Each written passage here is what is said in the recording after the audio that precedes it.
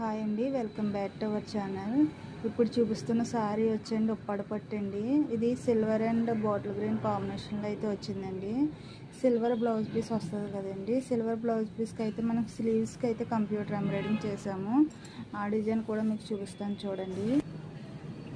ఇదిగో చూడండి, స్లీవ్స్కి అయితే మనం ఇలాగైతే వర్క్ చేసామండి. ఓన్లీ లైన్స్ ట్రెండింగ్లో ఉన్నాయని లైన్స్ అయితే చేసాము. అది ఈ ఫ్లవర్ వచ్చి రోజ్ ఫ్లవర్లా ఉంటుంది అనమాట.